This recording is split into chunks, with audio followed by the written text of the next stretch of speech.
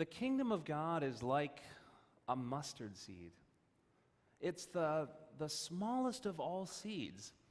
And yet when it's planted in the ground, it grows into a big and strong plant, big enough even for the birds to nest in. The kingdom of God is like a treasure hidden in the field. And when one learns of it, one would sell everything that he or she owned in order to go and buy that field.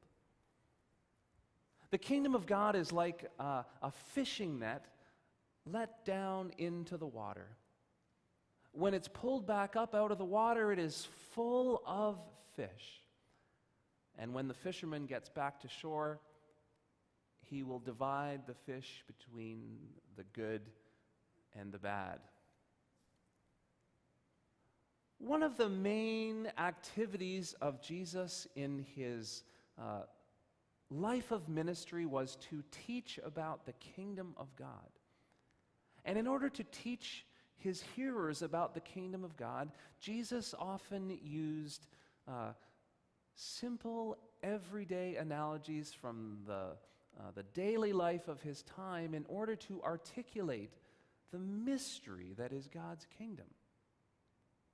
God's kingdom is that sovereign rule of God over all creation, which is, make no mistake, the absolute reality of existence, yet which for us is mysterious, because it is revealed to us only in part.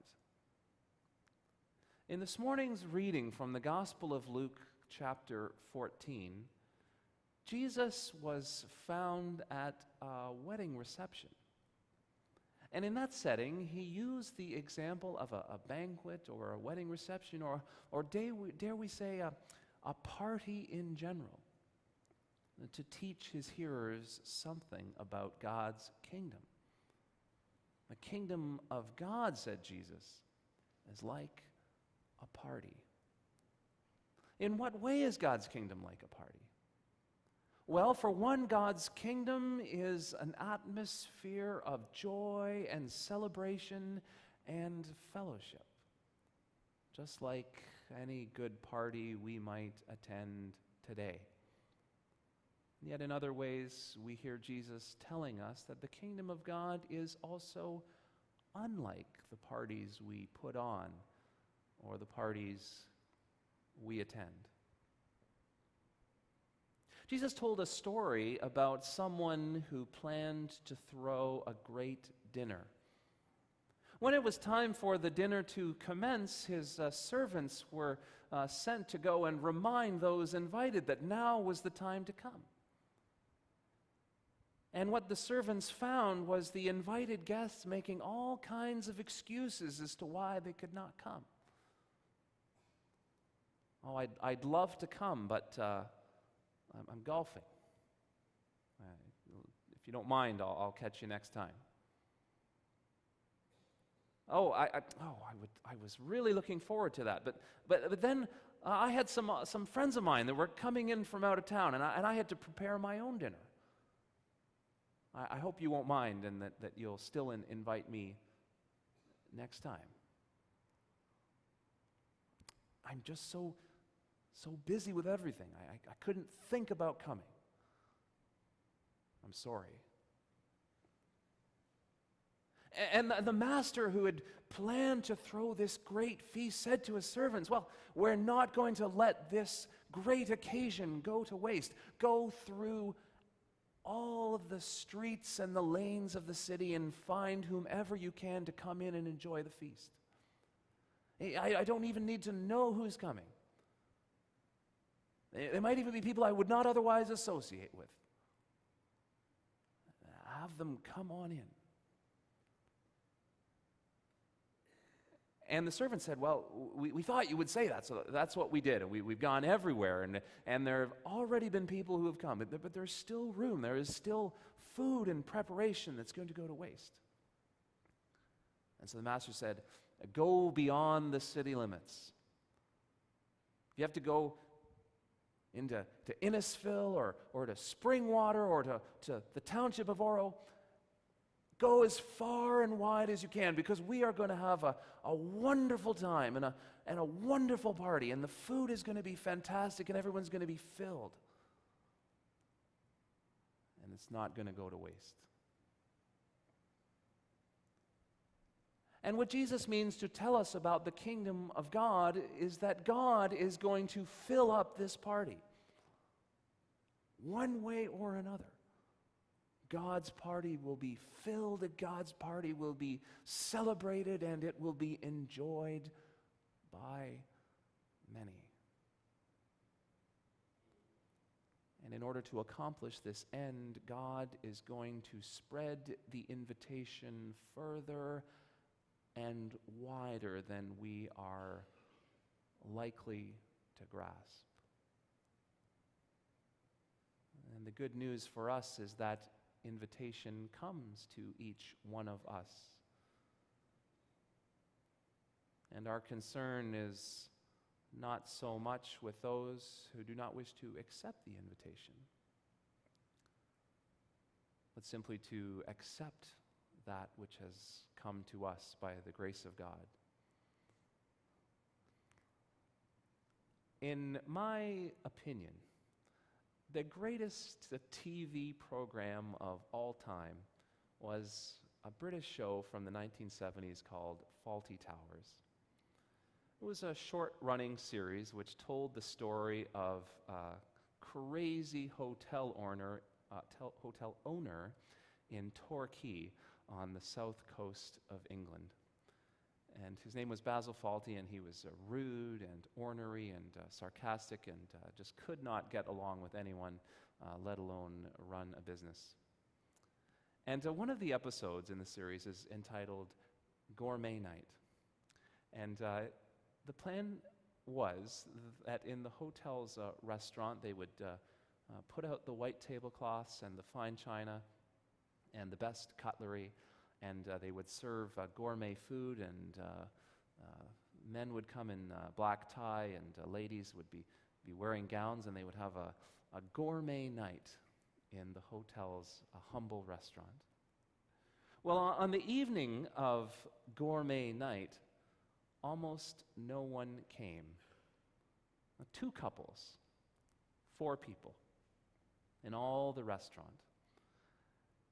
And Basil Fawlty is miffed. Why has no one come? And the punchline to the episode comes when his wife is talking about the newspaper ad which she had placed that week. And she said to him, "Fancy putting no riffraff." There will not be any riffraff at gourmet night at Fawlty Towers. Well, what God does is just the opposite. God spreads the invitation far and wide. All are invited to come, to celebrate, and to enjoy. And the invitation is ours to accept. Jesus taught in that same setting, when you go to a party such as this, don't sit in the seat of honor, because your host may have to come and say to you that someone better has arrived, and you're going to have to move on down. Instead, you want to sit in the place of humility so that your host may invite you to sit higher. You see, in the day of Jesus, seating at a party was defined strictly according to social norms. And in fact, there was a strictly delineated seating priority that was determined entirely by social rank. And so in the minds of Jesus' hearers, it is not just an abstract possibility which he is describing, but something which would happen with regularity at these kinds of festivities. You see, if you would sit in your spot beside the table, but it was quite possible that in fact someone of a greater social rank would arrive, and the host would inevitably ask you to move over, to be bumped down. Likewise, some folks would be invited to sit higher as more guests arrived.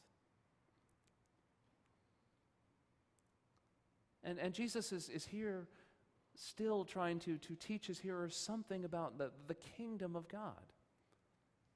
And what I think he wants them to hear is that the kingdom of God is not to be used as a means to achieve some other end.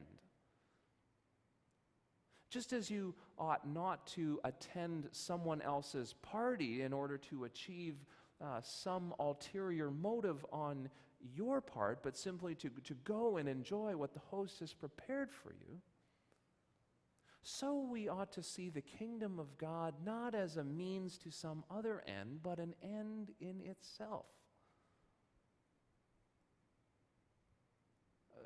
For you see, to experience the presence and the love and the majesty of God, and to do so in the company of others, is all the reward that one needs. And one not ought to try and pursue the kingdom of God in order to be some kind of a social climber, or to make business contacts, or to achieve any other end,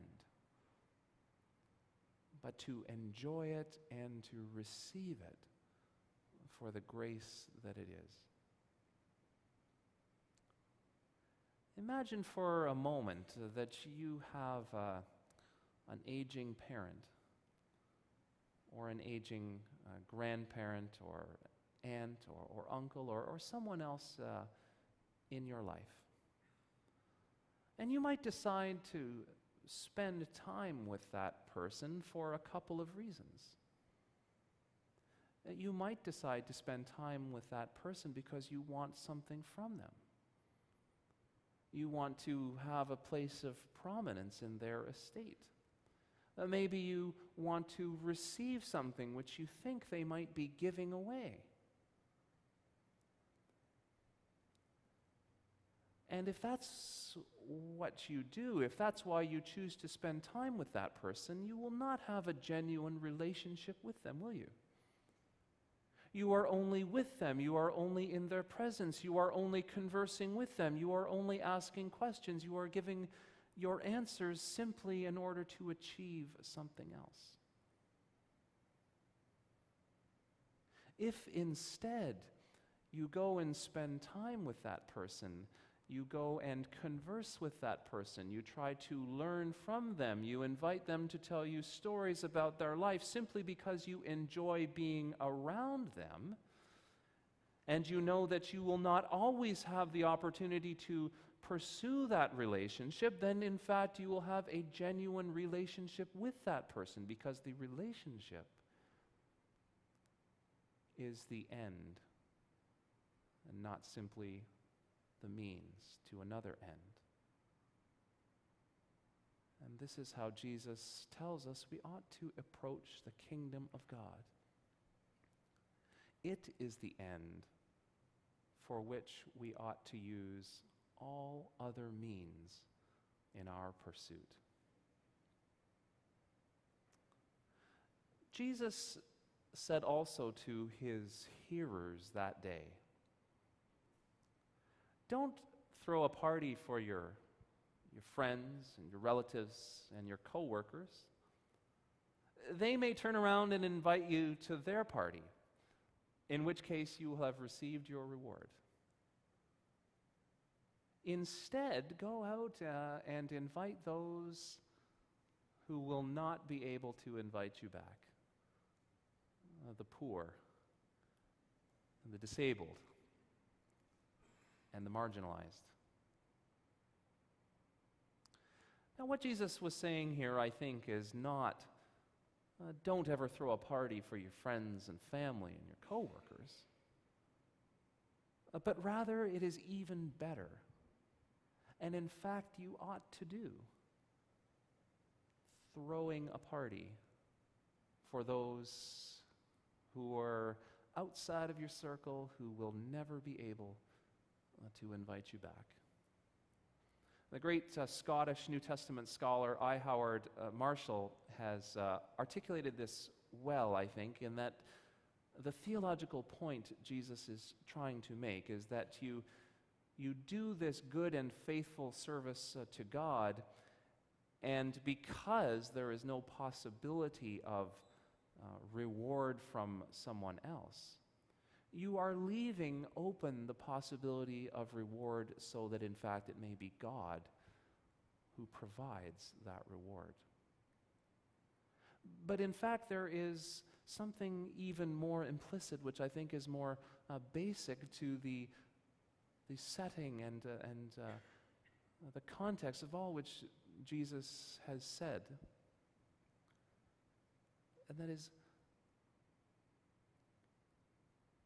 throw a party and invite people to come.